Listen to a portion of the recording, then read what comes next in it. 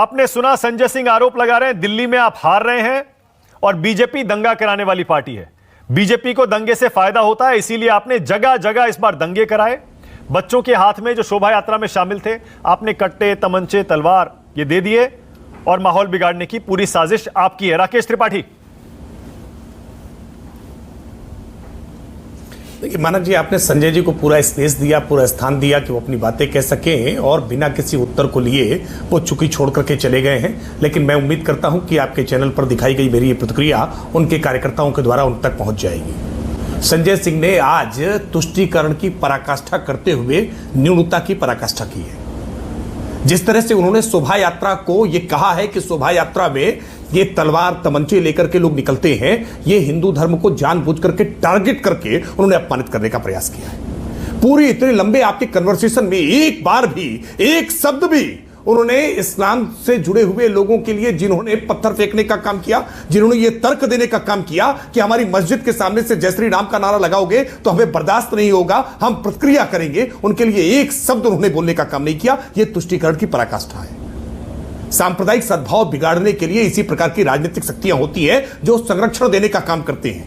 ये सोनू, असलम, अंसार, ये कोई अलग लोग नहीं हैं, यही आम आदमी पार्टी के बाकायदा पेड वर्कर हैं। मैं आरोप लगा रहा हूं जिम्मेदारी पूर्वक, ये इनके पेड वर्कर हैं और ये अलग अलग तरीके से आज जो झूठे तस्वीर जारी करके अपने लगे हुए आरोपों को खारिज करने का प्रयास कर रहे हैं, इससे आरोप खारिज होने वाले नहीं है। पूरे देश ने देखा है कि कैसे ताहिर हुसैन, इनकी पार्टी का पार्षद, दिल्ली के दंगों में आग में झुलसाने के लिए जिम्मेदार था। ये सबने देखा है, सजा हुई बकायदा, लंबे समय तक जेल की सलाखों के पीछे रहना पड़ा है। लेकिन बड़ी बेशर्मी से आपके चैनल पर बैठ करके वो आज तुष्टीकरण की पराकाष्ठा को करने का काम कर रहे थे और हिंदुओं को अपमानित करने का प्रयास कर रहे थे। मैं कठोर शब्दों में इसकी निंदा करता हूं।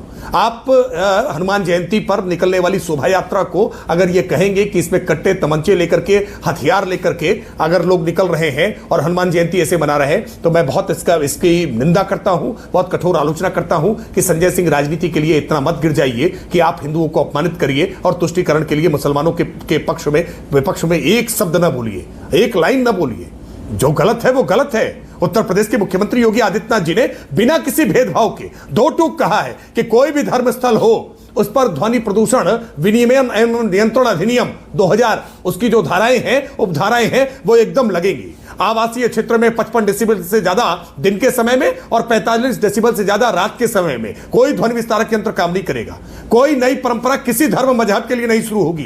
किसी को भी जुलूस बिना किसी परमिशन के नहीं निकालने दिया जाएगा। हम तो बिल्कुल, कहीं कोई इस्लाम का है, हिंदू का है, बौद्ध मतावलंबी है, जैन मतावलंबी है, हम इस बात के बिना परवाह किए हुए, कानून सबके लिए बराबर होगा, किसी को इजाजत नहीं होगी कोई सांप्रदायिक सद्भाव को बिगाड़ने की कोशिश करे। लेकिन संजय सिंह जब बात कर रहे थे तो बात करते समय उन्होंने हिंदुओं को आरोपित करना और मुसलमानों को पूरी तरह से क्लीन चिट देना, यही पद्धति, इसी प्रवृत्ति ने उत्तर प्रदेश में, देश में अलग अलग स्थानों पर हमने देखा है कि किस प्रकार से दंगे होते रहे। लेकिन भारतीय जनता पार्टी की जहां जहां सरकारें बनी, हमने बहुत कठोरता से इसको लागू करने का काम किया है और जहां कहीं भी कानून हाथ पे किसी ने लिया है, वहां बुलडोजर का मॉडल अब पूरे देश की, राज्य की अलग अलग सरकारें अपनाने का काम कर रही हैं। राकेश त्रिपाठी, उत्तर प्रदेश में योगी जी कह रहे थे यूपी में देख लो एक भी दंगा नहीं हुआ। क्या वजह है कि उत्तर प्रदेश में कहीं पर शोभा यात्रा के दौरान कोई दंगा नहीं हुआ और बाकी जगह हुआ, राजधानी तक में हो गया? क्या वजह है इसकी, राकेश त्रिपाठी? देखिए मानक जी, मैं मानता हूं कि शासन तंत्र जब इस बात को लेकर के पूर्ण इच्छा शक्ति के साथ चलता है और विपक्षी दलों का जब इस प्रकार का संरक्षण नहीं होने देता है, उत्तर प्रदेश में हमने इस बात को लेकर के बहुत कठोरता रखी है। समाजवादी पार्टी के कुछ नेताओं ने संरक्षण के लिए कुछ जुबान खोलने का प्रयास किया था, कुछ भड़काऊ बातें कहने का प्रयास किया था, हमने मुकदमा दर्ज किया उनके खिलाफ। और उत्तर प्रदेश में इस नाते आज विपक्षी दलों में भी इस बात की दहशत है कि हम अपराधियों का संरक्षण करेंगे तो कार्रवाई हम पर भी होगी। और इस नाते मुझे लगता है कि ये प्रवृत्ति धीरे धीरे कम होती दिख रही है। थोड़ा सोच समझ कर बोलिएगा राकेश त्रिपाठी, क्योंकि आज आप सिर्फ उत्तर प्रदेश बीजेपी की तरफ से नहीं बोल रहे हैं, आप पूरी बीजेपी की तरफ से बोल रहे हैं।